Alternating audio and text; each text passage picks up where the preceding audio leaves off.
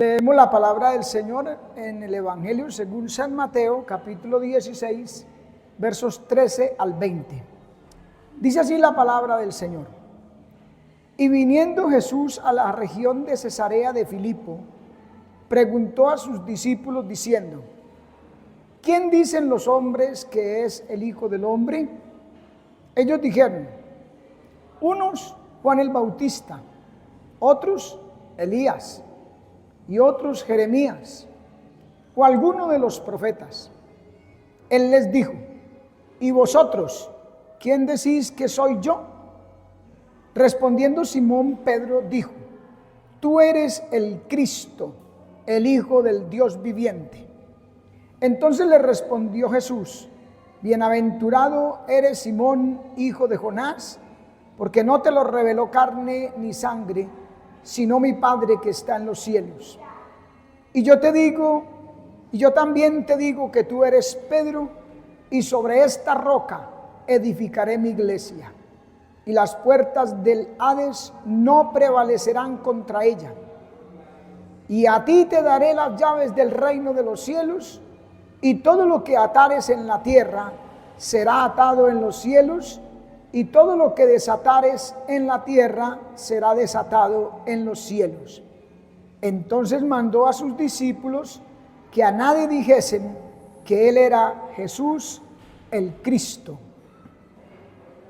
Vamos a meditar bajo el tema el fundamento de la iglesia. Amén. Cristo es el fundamento de la iglesia. Cristo es la piedra angular. El cristianismo es la única religión en el mundo que se apoya en la persona de su fundador. Amén. Hechos capítulo 4, verso 12 dice: y en ningún otro hay salvación, porque no hay otro nombre bajo el cielo dado a los hombres en que podamos ser salvos. No hay otro nombre. No hay nadie más, ni persona ni nada. Es Jesucristo el fundador, el fundamento. El apóstol Pablo dice que nadie puede poner otro fundamento que el que está puesto, el cual es Cristo. Amén. Primera de Corintios capítulo 3, el verso 11. Toda doctrina o toda la edificación doctrinal de la iglesia tiene que hacerse sobre este fundamento, sobre Cristo. No hay filosofía, no hay religión, no hay ciencia, no hay concepto humano que sirva o valga. Solo Jesucristo.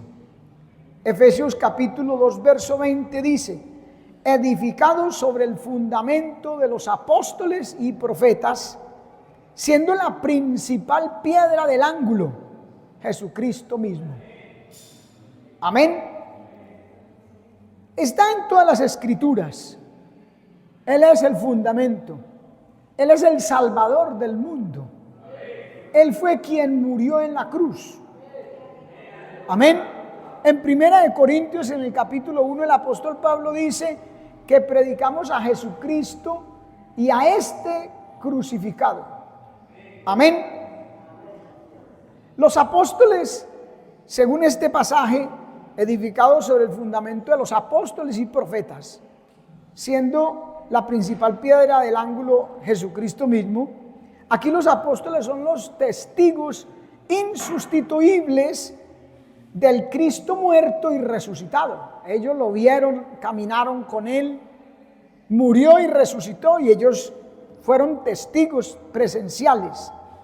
Amén. Y sobre ese fundamento o sobre esas enseñanzas de los apóstoles, de ese mensaje que ellos predicaron acerca de Cristo, se levanta todo el edificio de la iglesia. Por eso él dijo: sobre esta roca edificaré mi iglesia. Y nosotros y los apóstoles como piedras vivas que pertenecen también a esta iglesia, pero siendo, repito, Cristo la principal piedra del ángulo. O sea, si hablamos en los términos de hoy, sería como la zapata o las columnas, lo principal del fundamento que sostiene el edificio y sobre el cual se ha de edificar. Amén. Gloria a Dios. Primera de Pedro 2:5 dice: vosotros también, como piedras vivas, sed edificados una casa espiritual y un sacerdocio santo para ofrecer sacrificios espirituales agradables a Dios por medio de Jesucristo. Piedras vivas. Nosotros somos piedras que conforman el edificio, pero Él es la principal. Sin Él no hay fundamento, o no se sostiene el resto del fundamento. Esta misma iglesia, esta comunidad llamada columna de la verdad, por su encargo de mantener en alto la verdad. Somos columna de la verdad porque tenemos esa encomienda de Cristo de mantener en alto la verdad. Amén. Y cada uno de nosotros debe mantener o progresar o crecer en eso. Por eso la Biblia dice que al que venciere, al que lograre llevar a cabo esa tarea, dice en Apocalipsis 3:12, al que venciere, yo le haré columna en el templo de mi Dios. Amén. Porque eso es la iglesia. La iglesia es el templo del Espíritu Santo. Amén. Sin embargo, solo a Jesucristo se aplica el griego del Nuevo Testamento el término piedra angular. Nadie puede tomar ese lugar. Por importante que sea el resto de los fundamentos, nadie puede tomar el lugar de piedra angular o principal. Amén, hermano. Hechos capítulo 4, el verso 11 dice: este Jesús es la piedra reprobada por vosotros los edificadores. Los judíos fueron el pueblo que Dios llamó a dar el conocimiento de Dios por toda la tierra, pero ellos fallaron en esa misión. Y cuando viene Cristo, ellos reprobaron a Cristo, de hecho, lo crucificaron. Entonces les dice: este Jesús es la piedra reprobada por vosotros los edificadores, la cual ha venido a ser cabeza del ángulo. Amén. Cabeza del ángulo. Y en Efesios 2:20, que ya lo leímos, dice: edificado sobre el fundamento de los apóstoles y profetas, siendo la principal piedra del ángulo Jesucristo mismo. También en Primera de Pedro 2:6, mire: he aquí pongo en Sión la principal piedra del ángulo, escogida, preciosa, y el que creyere en él no será avergonzado. Mire bien, hermano, pongo en Sión la principal piedra del ángulo. El mismo Dios definió que fuese Jesús el fundamento, hermano. Mateo capítulo 16, verso 18, que ya leímos todo el pasaje, pero el verso 18 dice: y yo también te digo que tú eres Pedro, y sobre esta roca edificaré mi iglesia, y las puertas del Hades no prevalecerán contra ella. Aquí está la confusión para muchas personas, que señalan a otros como si fuesen los fundadores o sobre quien se edifica la iglesia. Porque el Señor le dijo a Pedro que tú eres Pedro, y sobre esta roca. Confunden, cree que es sobre Pedro. Pero dice, el Señor dijo: tú eres Pedro, que significa Cefas o piedra pequeña. Y sobre esta roca, piedra grande, Roca es una piedra grande. La piedra pequeña es Pedro. La piedra grande o roca es lo que Pedro acaba de decir. Lo que Pedro le dice a Dios cuando él pregunta: ¿y vosotros? ¿Quién decide que soy yo? Entonces Pedro toma la vocería de todo el grupo y dice: tú eres el Cristo, el Hijo del Dios viviente. Ahí está. En esa confesión, esa verdad teológica, doctrinal, es la roca, el fundamento sobre el cual se va a edificar la iglesia. Que Cristo es el Mesías, que Cristo es el fundamento de la iglesia, sobre el cual se edifica todo el edificio. Amén. Mateo 16 dice: respondiendo Simón Pedro dijo: tú eres el Cristo, el Hijo del Dios viviente. Esa es la roca, no es Pedro. Pedro es piedra pequeña. ¿Para qué le dice el Señor: y tú eres Pedro? Dice: y a ti te daré las llaves. O sea, él iba a desempeñar una tarea también dentro del fundamento con los demás apóstoles y con las piedras vivas, que son todos los que se van adhiriendo al edificio. Pero la roca, la piedra grande, el fundamento principal, es nuestro amado Señor y Salvador Jesucristo. Aquí es la primera vez que la palabra iglesia aparece en el Nuevo Testamento. Y sobre esta roca edificaré mi iglesia. La primera vez en toda la Biblia es aquí donde aparece la palabra iglesia. Y Cristo habla de una forma de futuro. Edificaré. Cristo habla de la iglesia como algo suyo. Dice: edificaré mi iglesia. Amén. Entonces, ¿en qué estriba la revelante y característica importancia de este texto? ¿Dónde se apoya? En primer lugar, en la cantidad y calidad de enseñanzas que de este pasaje emergen. En ese pasaje hay varias enseñanzas, varias doctrinas. Se nos habla del edificio de la iglesia. Por primera vez va a haber una iglesia. Déjeme decirle que la palabra iglesia viene del griego eklesia, que significa sacados de. Porque somos sacados del mundo para conformar un nuevo pueblo o un edificio o un cuerpo, que son, como compara la misma palabra de Dios a la iglesia, con el cuerpo de Cristo, con un edificio o templo. Somos sacados de allá para eso. Entonces habla de ese edificio de la iglesia. Este pasaje habla de su constructor. Sobre esta roca edificaré mi iglesia, dice Cristo. Él es el constructor. Habla a la vez del fundamento, que es el mismo Cristo, constructor y fundamento. Amén. Habla de los peligros que acechan o acecharán a la iglesia. Por eso dice que las puertas del infierno no prevalecerán. Habrá un peligro, pero también habrá un defensor. Amén. Y también habla de la seguridad de su supervivencia.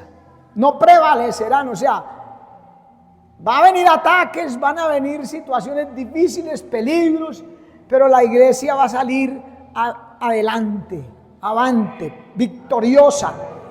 Amén. Entonces, después de preguntarle a sus discípulos qué opinan las gentes de él, ¿quién dice la gente que soy yo? Dijeron Elías, algunos de los profetas, etc.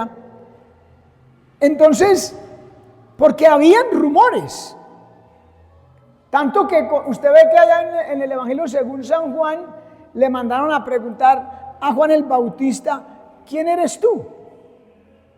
El que había de venir, el Cristo. Y él dijo: no, yo no soy. Entonces, ¿quién eres tú para que vamos y le digamos a los que nos enviaron? Yo soy la voz de uno que clama en el desierto. Había una intriga porque se sabía que iba a venir el Mesías, el Salvador de ellos, de los judíos, pero ellos esperaban un Mesías militar, un estratega militar que los liberara del yugo de esclavitud del pueblo romano. Ellos no habían entendido que el profeta Isaías ya había dicho y Dios había hablado por medio del profeta que ese Mesías libertador primero tenía que morir por los pecados de ellos para perdonarles y liberarlos del yugo de esclavitud espiritual, y luego los liberaría del yugo del imperio gentil que los subyugaba. Entonces ya vino y los liberó del yugo espiritual y va a venir en su segunda venida, va a derrotar a los ejércitos gentiles que subyugan a Israel. Solo que los judíos no entendieron que en esta ocasión venía era a liberarlos del yugo espiritual. Entonces hay rumores, falsos rumores acerca de la persona del Señor Jesucristo. Entonces Él los confronta a los apóstoles y les pregunta: ¿y vosotros? ¿Quién decís vosotros que soy yo? Porque Él quería que ellos entendieran bien que ahora había venido para liberarlos del yugo de esclavitud del pecado, a morir en la cruz por sus pecados, para salvarlos primero de la condenación eterna, del juicio que vendrá, del poder del pecado, y luego ya los liberaría del yugo de esclavitud gentil. Por eso es que en Hechos capítulo 1 les dice: no toca a vosotros saber los tiempos y las sazones que el Padre puso en su sola potestad, pero recibiréis poder cuando haya venido sobre vosotros el Espíritu Santo. ¿Ve? Y en Romanos capítulo 11, el verso 24 y 25 dice: vendrá entonces el libertador que salvará o que libertará a Sión del yugo. Ya sería en ese tiempo. Amén. Entonces los confronta: ¿quién decís vosotros que soy yo? Y tomando la vocería de todo el grupo, el apóstol Pedro declara esa gran verdad doctrinal. Tú eres el Cristo. Él entendió: el Cristo, el Mesías. Pero no es todavía en este momento, no es un estratega militar que va a pelear a espada contra el imperio romano. No, tú eres el Cristo, el Hijo del Dios viviente. Confesó, dio la gran verdad, la doctrinal, teológica de quién era Jesús, el fundamento de la iglesia. Amén. El Hijo del Dios viviente. Esa confesión expresada por Pedro es toda la verdad de la fe cristiana. Ahí se condensa todo. Amén. A su nombre, gloria.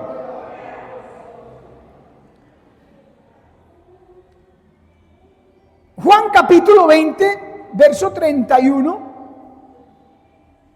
dice: pero estas se han escrito, hablando de las palabras de Cristo, estas se han escrito para que creáis que Jesús es el Cristo, el Mesías. Cristo es Mesías, es el Mesías hebreo.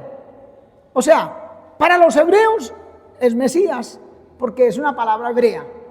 Pero para los griegos, que el Nuevo Testamento fue escrito en griego, es Mesías, es Cristo. Es lo mismo. Mesías y Cristo es lo mismo. Por eso se conjuga Jesús, Cristo.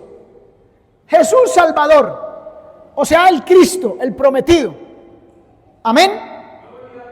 Entonces, dice: para que creáis que Jesús es el Cristo, el Mesías, el Redentor, el Hijo de Dios, y para que creyendo tengáis vida en su nombre. Eso es lo que Jesús quería que ellos entendieran, que Jesús era el Salvador del mundo, pero primero vino a liberar del poder del pecado, de la muerte, de la condenación eterna. Que esa era su misión especial en ese momento. Amén, hermano. A su nombre, gloria. Romanos capítulo 10, verso 9 y 10 dice, que si confesares con tu boca que Jesús es el Señor y creyeres en tu corazón, oiga bien, confesar y creer en el corazón que Dios le levantó de los muertos, serás salvo. Porque con el corazón se cree para justicia, mas con la boca se confiesa para salvación. Amén. Hay que creer en el corazón y hay que confesar que Él es el Cristo. ¿Cómo así? El Mesías, el enviado, el que Dios envió a morir en la cruz para poder perdonar nuestros pecados y salvarnos de la perdición, de la condenación eterna y del poder del pecado. Porque el hombre no puede por sí mismo. Un hombre sin Cristo puede hacer todo el esfuerzo que quiera y no va a ser capaz de agradar a Dios y de vivir como la palabra de Dios manda, como se necesita para poder entrar en el reino de los cielos. Por eso necesita nacer de nuevo. Y se nace de nuevo cuando uno cree en esa gran verdad y le acepta a Jesucristo como Salvador. El Espíritu Santo entra y le da el poder necesario para vivir como Dios quiere, hermano. Amén. Entonces ya entendieron eso. Pedro confiesa ahí que Jesús, ese hombre que está delante de él, es el Cristo, el enviado, el ungido. Amén, hermano. El verdadero Mesías. Aleluya. El Hijo amado de Dios, el unigénito del Dios vivo. En contraste con todos los otros falsos dioses que se pudieron haber levantado o que se levantan hoy en día, muertos, inertes, que no se pueden mover, que no pueden ver, que no pueden oír, mucho menos pueden hablar. Ahí estaba el contraste, vacíos de poder salvador. Amén. Porque nadie puede salvar, solo Cristo. Amén. La religión nada puede hacer por el hombre, hermano. La filosofía mucho menos. La ciencia, ni se diga, hermano. Solo hay uno, que es Cristo. Amén. Solo Cristo, hermano. Por eso esa confesión de Pedro se convierte en la piedra fundamental del cristianismo. Y por eso Jesús encomia a Pedro y le dice: bienaventurado eres, Simón, hijo de Jonás, porque no te lo reveló carne ni sangre. Eso no es una sabiduría ni un conocimiento de este mundo. Eso se lo reveló el mismo Dios, mi Padre que está en los cielos. Amén. Y ahí es donde le dice, por el Espíritu, le dice: tú eres Pedro, piedra pequeña, y sobre esta roca, la confesión que él da, edificaré mi iglesia.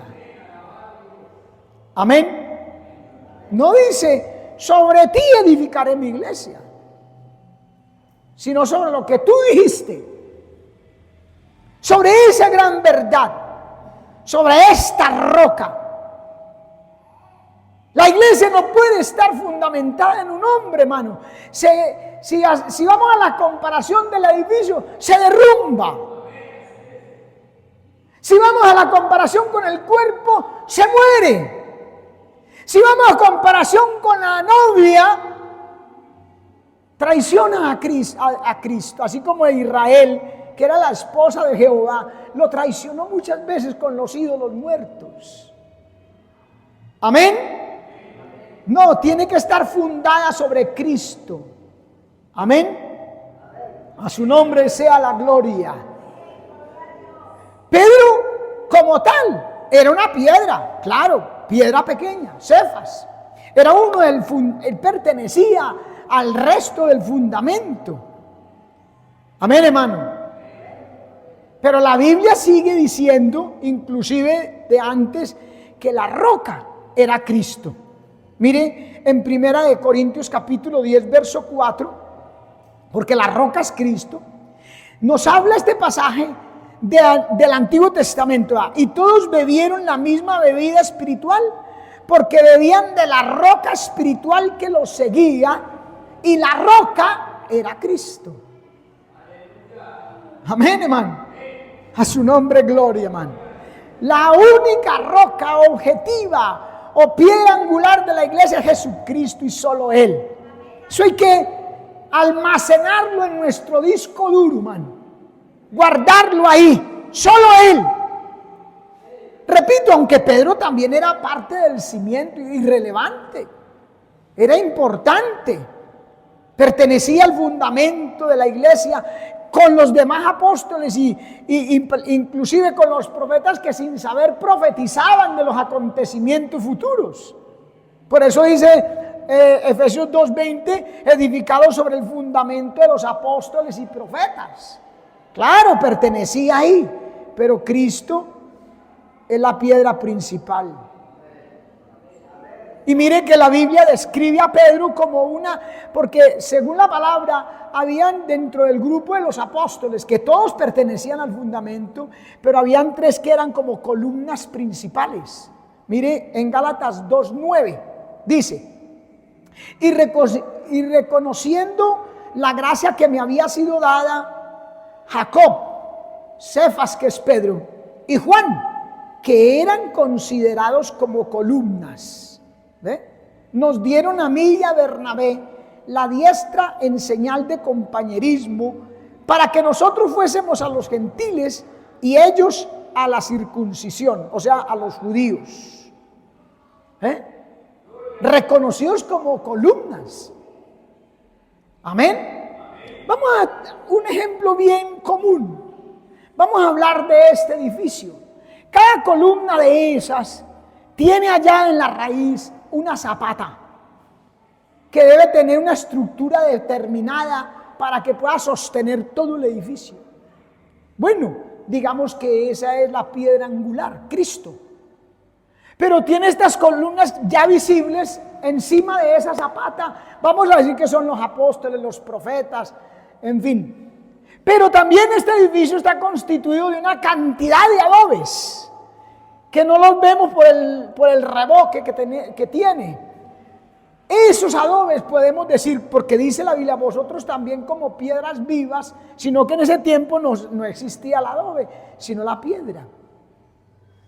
Pero esos adobes somos la iglesia, todos los que se van añadiendo a la iglesia.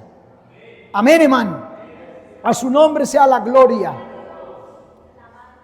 Juan capítulo 1, verso 42 dice, y le trajo a Jesús, y mirándole Jesús dijo, tú eres Simón, hijo de Jonás, tú serás llamado Cefas, que quiere decir Pedro. Pedro es piedra, Cefas. Por eso es que usted ve en las epístolas de Pablo y en otros lugares del Nuevo Testamento que a Pedro se le llama, en varias ocasiones se le llama Cefas. Amén. A su nombre gloria. Ahora dice, edificaré mi iglesia. Implica la construcción de la iglesia como la casa, edificio o templo de Cristo, morada del Espíritu Santo. La iglesia, no el templo físico, sino usted y yo, todos los miembros de la iglesia del Señor Jesucristo en toda la redondez de esta tierra, somos el templo vivo del Espíritu Santo. Amén. Mire, Juan 2:19. Mire algo aquí bien especial, mire. Respondió Jesús y les dijo, destruid este templo y en 3 días lo levantaré. Y dijeron luego los judíos, en 46 años fue edificado este templo y tú en 3 días lo levantarás. Pero él hablaba del templo de su cuerpo. Por tanto, cuando resucitó de los muertos, sus discípulos se acordaron que había dicho esto y creyeron la escritura y la palabra que Jesús había dicho. Qué tremendo, man. ¿Cómo hace a través de una metáfora, de esta metáfora, entrelaza la figura de edificio con cuerpo? Destruir este templo, hablando de su cuerpo. Pero ellos habían dicho, uy, qué edificio tan bonito, y que esto, y que bueno, por allá, qué tremendo edificio. Pero él dice, destruir este templo y en 3 días lo levantaré. Y ellos creyeron que estaba hablando del templo y dijeron, en 46 años fue construido, usted lo va a levantar en 3 días. Pero si lo levantó en 3 días, al tercer día resucitó entre los muertos. ¿Sí ve que es que a veces uno no entiende lo que la palabra de Dios enseña? Porque no está ahí sumergido en la idea y en el concepto, en la forma de hablar de nuestro Dios. ¿Ve? En Efesios capítulo 4, miren el verso 12, dice, a fin de perfeccionar a los santos para la obra del ministerio, para la edificación. ¿Se puede hablar de edificación cuando se va a hablar de cuerpo? Para la edificación del cuerpo de Cristo. ¿Cierto que no? Si uno habla de edificaciones de un templo, pero ahí está esa amalgama, esa relación estrecha de lo que es Cristo y de lo que es su cuerpo. Su cuerpo es la iglesia. Nosotros somos el cuerpo de Cristo, los miembros pertenecientes a ese cuerpo, pero a la vez también un edificio, un templo del Espíritu Santo, hermano. Verso 16, ahí mismo en Efesios 4, el verso 16 dice, de quien todo el cuerpo, ¿sí ve? Todo el cuerpo, bien concertado y unido entre sí, por todas las coyunturas que se ayudan mutuamente, según la actividad propia de cada miembro, recibe su crecimiento para ir edificándose en amor. Otra vez la mezcla, ¿verdad? De crecimiento, desarrollo de un cuerpo con edificación de un templo, pero lo mezcla en el mismo sentido. Y Apocalipsis 21:14 dice, y el muro de la ciudad tenía 12 cimientos, y sobre ellos los 12 nombres de los apóstoles del Cordero. Amén. Qué bueno es el Señor, hermano. El fundamento es Cristo y nosotros parte que constituyen también ese edificio. Dice también, y las puertas del Hades no prevalecerán contra ella. Hades. La palabra Hades es una palabra griega que quiere decir infierno. Y la palabra, esa misma palabra en hebreo es Seol. También quiere decir infierno. Es el Seol de los judíos. Pero aquí cuando el Señor dice que las puertas del infierno, o del Hades o del Seol no prevalecerán contra la iglesia, no son los poderes del infierno como tal. Se está refiriendo al aguijón de la muerte, que como edificio construido por Cristo está a salvo de los embates del sepulcro, porque Cristo ya venció la muerte. Amén. Y esa victoria, cuando Cristo vence a la muerte en la cruz, esa victoria pasa a los suyos, a todos nosotros, al pueblo de Dios, que somos las piedras vivas. Amén. Mateo 16:21, donde dice, desde entonces comenzó Jesús a declarar a sus discípulos que le era necesario ir a Jerusalén y padecer mucho de los ancianos y de los principales sacerdotes y de los escribas y ser muerto y resucitar al tercer día. Venció la muerte, los poderes de la muerte, el aguijón de la muerte. Romanos capítulo 6 verso 9 dice, sabiendo que Cristo habiendo resucitado de los muertos, ya no muere. La muerte no se enseñoreará más de él. La muerte no podía ser señor de Cristo, o sea, dejarlo allá sin resucitar. No tenía ese poder. Amén. Y mire 1 Corintios capítulo 15, verso 55. ¿Dónde está, oh muerte, tu aguijón? ¿Dónde, oh sepulcro, tu victoria? Y dice, ya que el aguijón de la muerte es el pecado y el poder del pecado la ley, más gracias sean dadas a Dios que nos da la victoria por medio de nuestro Señor Jesucristo. Así que, hermanos míos, amados, estad firmes y constantes, creciendo en la obra del Señor siempre, sabiendo que vuestro trabajo en el Señor no es en vano. Nos da la victoria. Por eso dice, las puertas del infierno o del Hades no prevalecerán.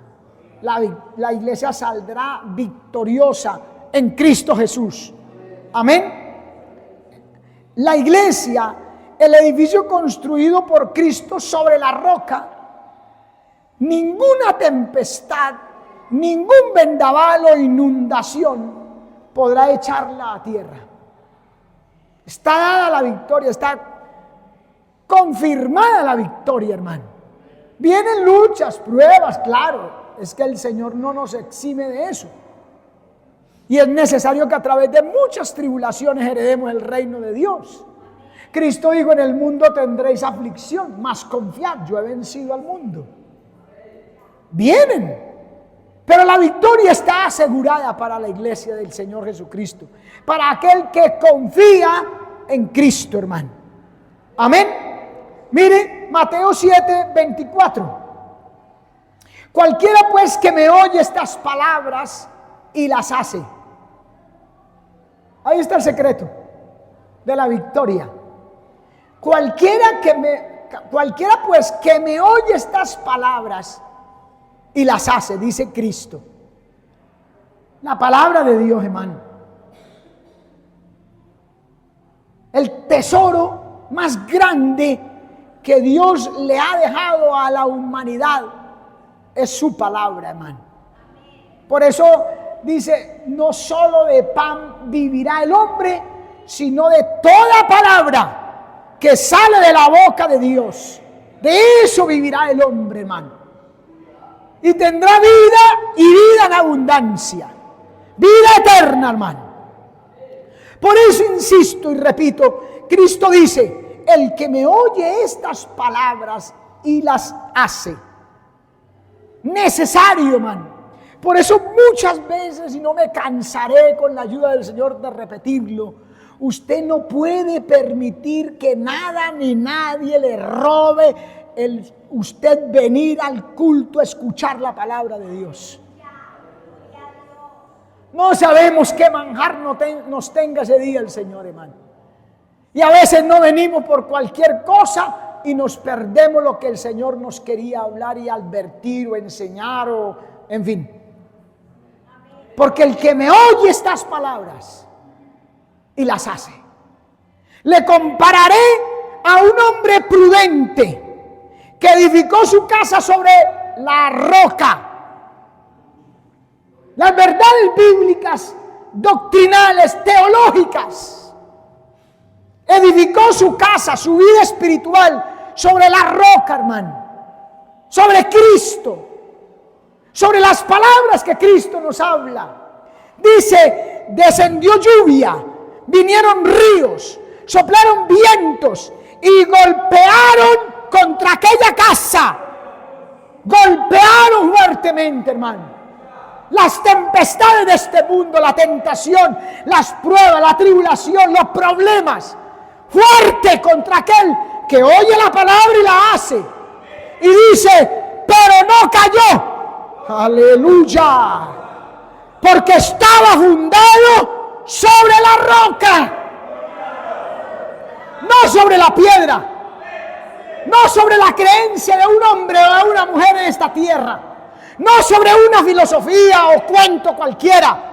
fundado sobre Cristo, fundado sobre esa gran verdad que dijo Pedro allí, por el Espíritu Santo, se lo reveló el Padre, que dijo: tú eres el Cristo, el Hijo del Dios viviente. Ahí tenemos que estar fundamentados. A María la amamos, la respetamos y creemos que fue una mujer de Dios obediente, pero María no murió en la cruz por nuestros pecados. Y en ninguna parte dice que sea la salvadora. Ella misma dijo: se regocija mi alma y mi espíritu se goza en Dios mi Salvador. Pedro tampoco es el fundamento, porque Pedro negó a Cristo en una ocasión. Aleluya. Y él mismo dijo: tú eres el Cristo, el Hijo del Dios viviente. Tú eres.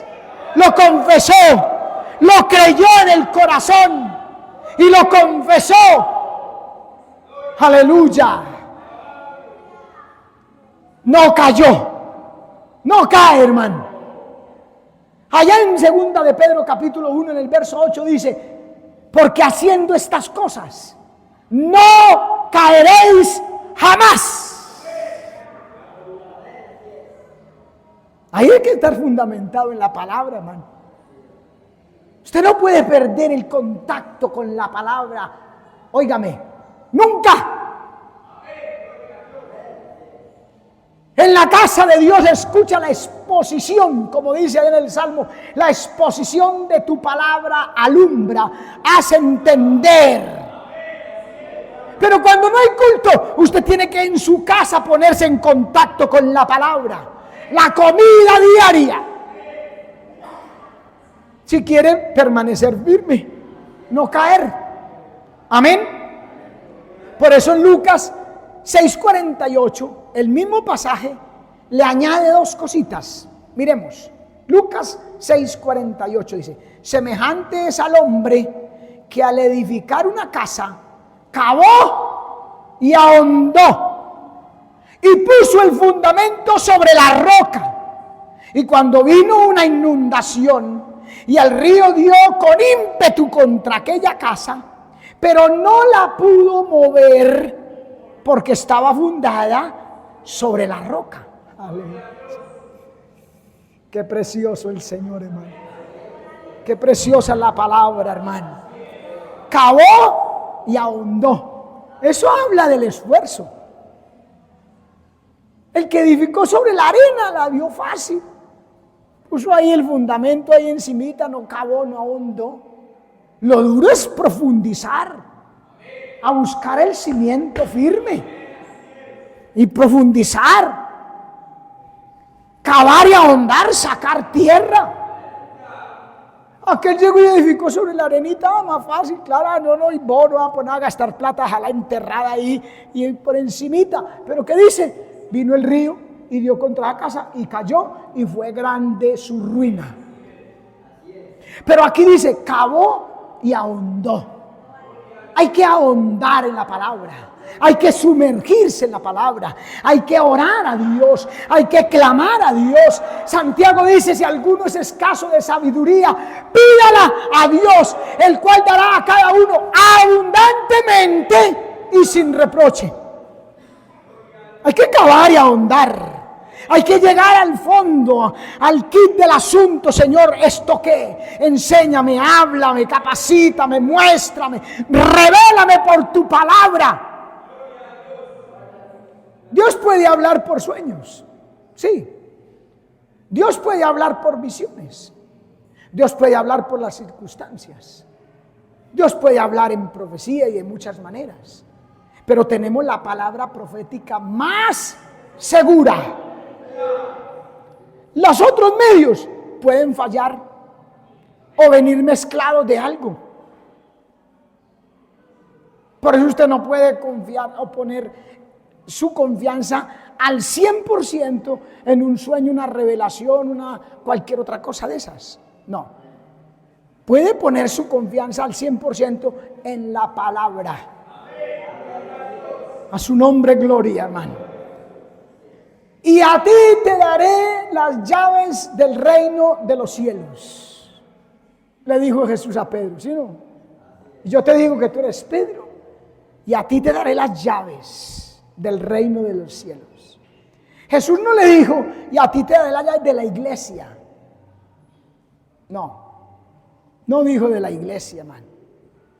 Amén. Le dijo del reino de los cielos, de la extensión del reino de los cielos, porque Él empleó esa llave para abrir las puertas del reino de los cielos cuando se levantó aquel día en Pentecostés y le predicó a los judíos.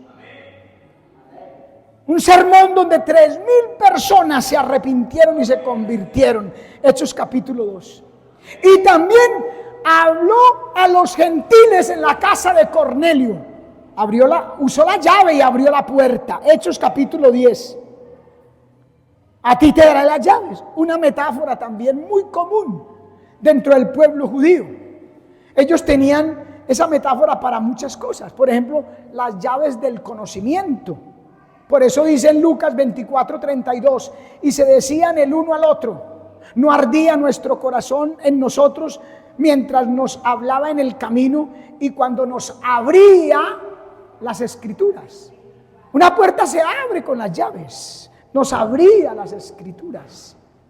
Las llaves de la disciplina era admitir o excluir de la comunidad eclesial. Mateo 18:18 dice, de cierto os digo que todo lo que atéis en la tierra será atado en el cielo, y todo lo que desatéis en la tierra será desatado en los cielos. Amén. Atar y desatar. En el lenguaje rabínico de los rabinos de los judíos, indicaba la función del escriba judío al aplicar la ley en los casos particulares para permitir o prohibir ciertas acciones de acuerdo a una interpretación de la ley. Los rabinos, los escribas que tenían el dominio de la interpretación de la ley de Moisés y de los profetas, ellos tenían esa autoridad de atar, de desatar, de permitir o prohibir, de abrir o cerrar. Amén. Entonces era un lenguaje común. Cuando le dice, a ti te daré las llaves, usted va a abrir la puerta de la evangelización mundial. Por eso les dijo también, quedaos en la ciudad de Jerusalén hasta que hayáis sido investidos del poder de lo alto. Y allá en Hechos 1:8 les dice, recibiréis poder cuando haya venido sobre vosotros el Espíritu Santo y me seréis testigos. Y estaban ahí el día de Pentecostés y cayó el Espíritu Santo y comenzaron a hablar en otras lenguas según el Espíritu les daba que hablasen. Y los que estaban reunidos, que si usted mira ahí en Hechos capítulo 2 dice partos, medos, elamitas, del Ponto, Frigia, Panfilia, Egipto, de Cirene, de todas partes del mundo estaban reunidos en Jerusalén el día de Pentecostés, la fiesta de las primicias, de la cosecha. Y cuando los oyen hablar en otras lenguas, entonces algunos dicen, estos están como borrachos. Entonces Pedro coge las llaves y abre la puerta de la evangelización mundial, y varones israelitas y todos los que habitasen en Jerusalén, esto sea notorio y oíd mis palabras, porque esto no es tan ebrios como vosotros pensáis, pues es la hora tercera del día, las 9 de la mañana. Esto fue lo que dijo el profeta Joel. En los postreros tiempos, etcétera, empezó a predicar y se arrepintieron 3,000 personas. La segunda predicación, si usted mira el libro de los Hechos, 5,000. Usó las llaves que el Señor le dio del reino de los cielos. No le dio llaves de ninguna iglesia, como dicen por ahí. Amén. Los apóstoles son colaboradores en la colocación del fundamento, hermano. Amén. Mateo capítulo 12, verso 29. Porque ¿cómo puede alguno entrar en la casa del hombre fuerte y saquear sus bienes si primero no le ata? Mire el mismo ejemplo de las llaves de entrar. Entonces podrá saquear su casa. Y en Juan 20:23, a quienes remitieren los pecados, les son remitidos. Y a quienes les retuvieres, les son retenidos. Por eso es que dice que no le dio las llaves de la iglesia, porque aquí no está hablando de perdonar los pecados como se supone o como dicen por ahí. No, Pedro no podía perdonar pecados. Pecados los perdona solo Dios. Amén. Y venimos a Él a pedirle perdón a Él. Por eso cuando una persona acepta a Jesucristo, se arrepiente de sus pecados, nosotros le decimos, pase y le vamos a guiar en una oración donde la persona le confiesa a Dios sus pecados. ¿Qué estamos haciendo? Se lo estamos remitiendo, porque eso es lo que dice acá. A quienes le remitieres.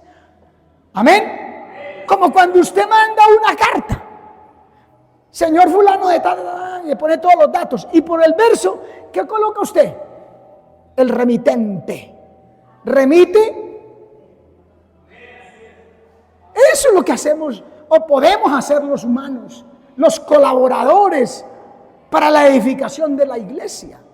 Remitir. Entonces viene el pecador aquí al frente, acepta a Cristo, hace la oración y entonces uno le dice, le va a pedir perdón a Dios, porque nosotros no podemos perdonar. A mí me los perdonó el Señor.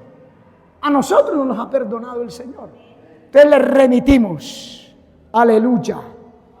Amén. Porque Cristo es el fundamento principal de la iglesia y el que puede perdonar los pecados. Y los apóstoles son colaboradores en la colocación de ese fundamento. Amén. Nosotros podemos colaborar. Podemos y debemos hacerlo. Pero ¿qué dice la Escritura? O Pablo, el apóstol, ahí en 1 Corintios capítulo 3, él dice, mire cómo sobreedifica. Y ahí es donde está el asunto, hermano. Nosotros tenemos que mirar cómo sobreedificamos. Ya el Señor es la piedra principal. Ya los apóstoles y profetas han puesto parte del fundamento. Llevan el edificio hasta cierta parte. Así como por dar un ejemplo, un edificio que va a ser de 50 pisos y lleva 10 pisos. Hay que sobreedificar, edificar sobre eso que viene ya. Entonces dice el apóstol, mire cómo sobreedifica. Mire bien. 1 Corintios capítulo 3, verso 9. Porque nosotros somos colaboradores de Dios. ¿Ve? Colaboradores de Dios. Y vosotros, labranza de Dios, edificio de Dios. Conforme a la gracia de Dios que me ha sido dada, yo como perito arquitecto puse el fundamento y otro edifica encima. Pero cada uno mire cómo sobreedifica. Porque nadie puede poner otro fundamento que el que está puesto, el cual es Jesucristo.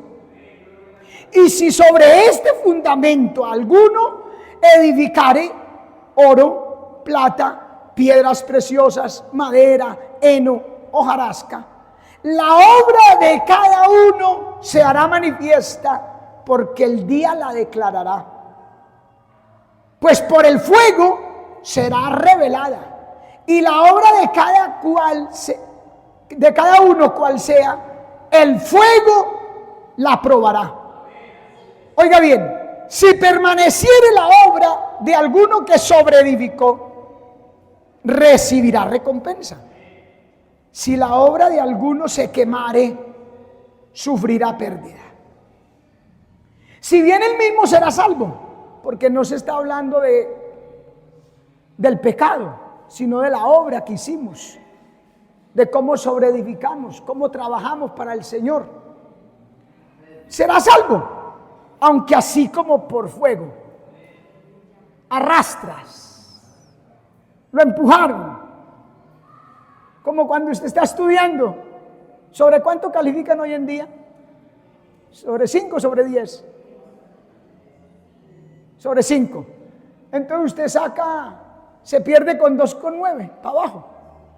Entonces usted sacó 2,9 y al profesor le dio cuestión, entonces lo empujó y le puso el 3. Será salvo, mas así como por fuego, según como haya edificado. Pero hay que mirar cómo sobreedifica. Sufrirá una pérdida, no tendrá recompensa como el que sobreedificó oro, plata, piedras preciosas, que no se queman con el fuego. Pero el que edificó madera, heno u hojarasca, eso sí se quema con el fuego, sufrirá pérdida. ¿Cómo sobreedifica? Amén. Aunque así como por fuego. ¿No sabéis que sois? Y mire la razón. ¿No sabéis que sois templo de Dios y que el Espíritu de Dios mora en vosotros? Si alguno destruyere el templo de Dios, Dios le destruirá a él, porque el templo de Dios, el cual sois vosotros, santo es. Por eso hay que mirar cómo se sobreedifica y cómo se vive, man. Porque no se trata de cualquier edificio. Se trata del templo del Espíritu Santo, hermano. Amén.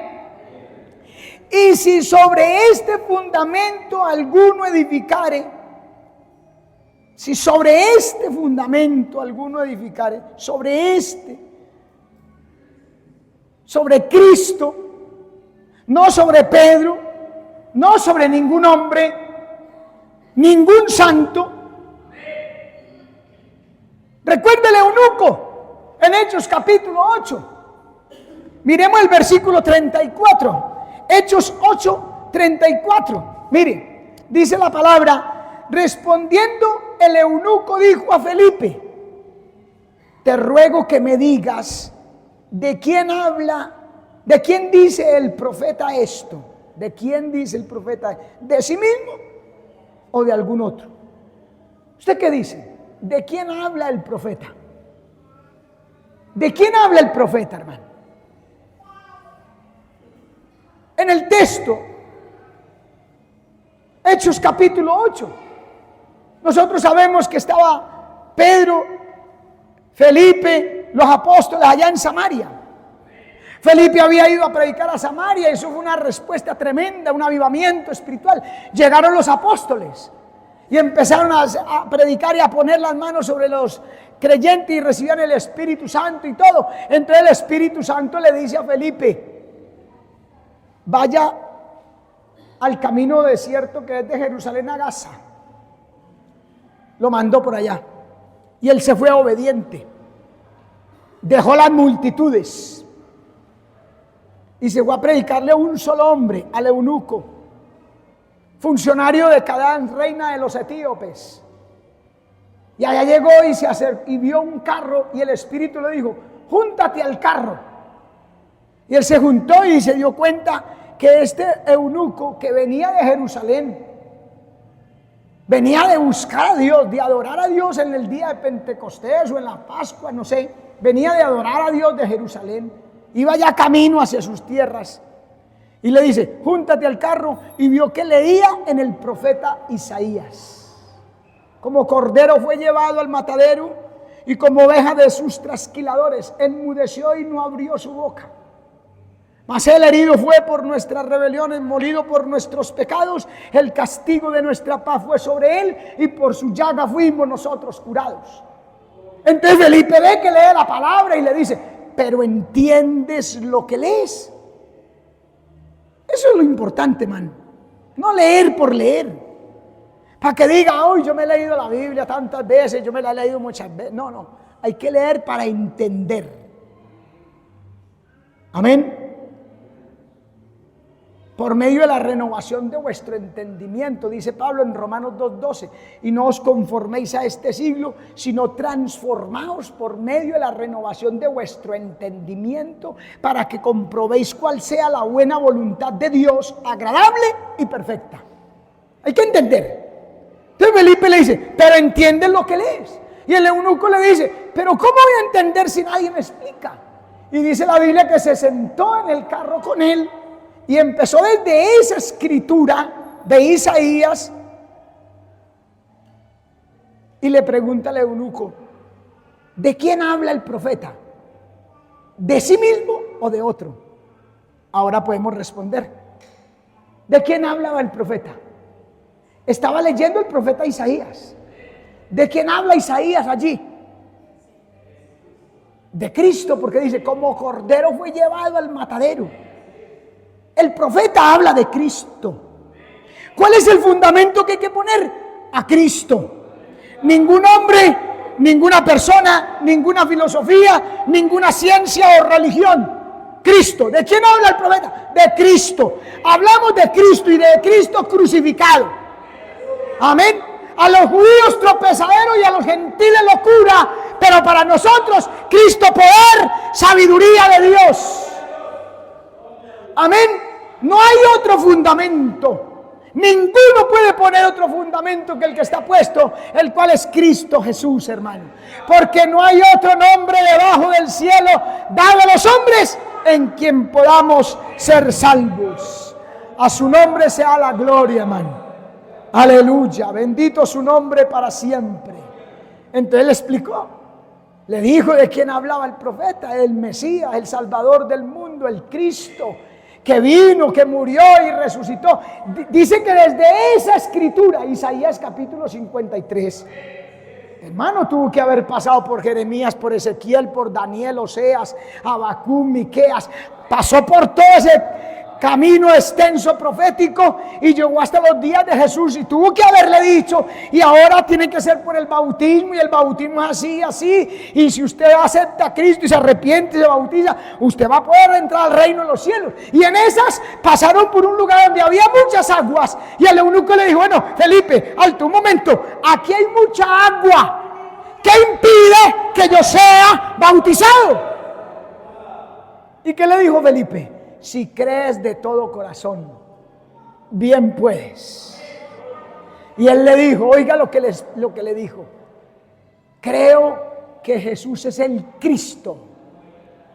Aleluya. Y dice, mandó parar el carro y descendieron ambos al agua, ambos.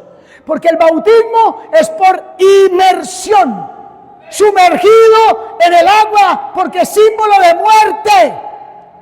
No por aspersión, un poquito de agua en la cabeza, no señor, inmersión, símbolo de muerte. Si habéis pues resucitado con Cristo, porque estamos en el momento que nos sumergen, allí estamos simbolizando la muerte, así como Cristo murió y Cristo resucitó. Entonces cuando nos levantan, dice Romanos capítulo 6, nos levantan para novedad de vida, vida nueva. Amén. Aquí hay suficiente. ¿Qué impide que yo sea bautizado? Si crees de todo corazón, bien puedes. Yo creo. Entonces mandó parar el carro y descendieron ambos al agua, Felipe y el eunuco, y lo bautizó. Y cuando salieron del agua, el Espíritu Santo se llevó a Felipe, lo arrebató y apareció en Azoto, 85 kilómetros de donde estaban, por los aires. Se lo llevó el Espíritu Santo para que siguiera predicando la palabra, colocando el fundamento, Cristo Jesús. Aleluya. Vamos a darle gloria al Señor, hermano. Y dígale a Cristo que usted quiere guardar en su corazón el fundamento de la palabra que es Cristo, man, de la iglesia. Padre,